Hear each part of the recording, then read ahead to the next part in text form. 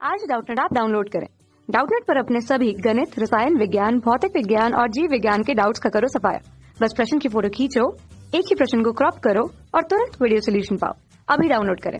Hello दोस्तों, हमारा प्रश्न है फ्रेनेल विवर्तन में यदि स्लिट और पर्दे के बीच की दूरी घटा दी जाए तो केंद्रीय उच्चिष्ट की तीव्रता पे क्या परिवर्तन होगा। हमें बताना है। पहला है कि बढ़ जाएगी, दूसरा है घटेगी, तीसरा है अपरिवर्तित रहेगी और चौथा है उपरोक्त में से कोई नहीं। ठीक है, तो अगर हम फ्रेनेल विवर्तन की बात करें तो फ्रेनेल विवर्तन होता क्या है।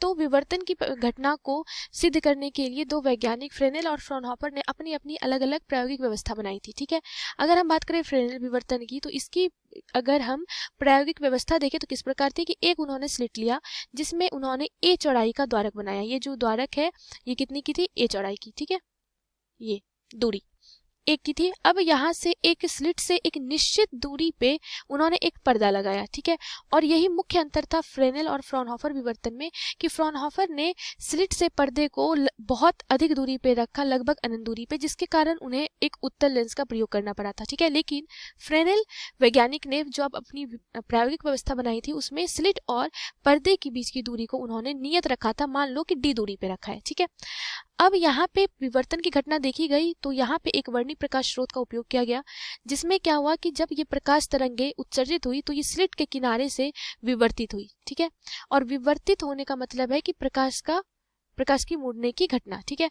और ये कितने कोण पे मुड़ रही थी, मान लिया थीटा कोण पे ये हुई, जो क्या है बहुत छोटा कोण है। ठीक है, अब यहाँ से विवर्तित होकर के और ये प्रकाश अध्यारोपित हुई और पर्दे पे विवर्तन प्रतिरूप देखा गया।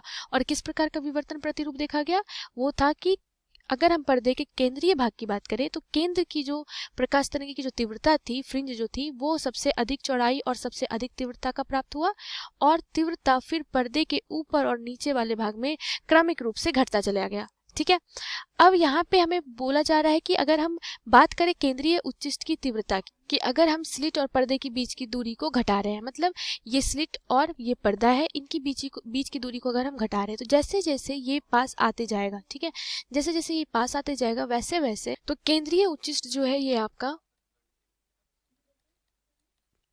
केंद्रीय उच्चिष्ट, ठीक है, इसका जो आयाम होगा, आयाम यानी ये, ठीक है, ये जो है आयाम क्या होते जाएगा, घटता जाएगा, आयाम घटता जाएगा जैसे जैसे आप क्या करोगे, पर्दा को स्लिट के पास लेके जाओगे। तो आयाम घटने के कारण क्या होगी कि जो इसकी जो तरंग की जो तीव्रता होगी वो भी क्या होगी, घटती जाएगी, क्योंकि तरंग की जो तीव्रता होती है वो सीधा समानुपाती होती है प्रकाश तरंग के आयाम के वर्ग के। ठीक है, तो अगर आयाम घटता जाएगा तो सीधा समानुपाती के संबंध से उसी अनुपात में तीव्रता भी घटते जाएगी। ठीक है, तो कहने का मतलब क्या है कि अगर डी को आप क्या कर रहे हो, कम करते जाओगे तो आयाम क्या होते जाएगा, कम होते जाएगा, और आयाम कम होगा तो तीव्रता भी केंद्रीय उच्चिष्ट की घटेगी। ठीक है, तो कौन सा आपका विकल्प हो जाएगा, ऑप्शन बी आपका क्या होगा, करेक्ट होगा। धन्यवाद।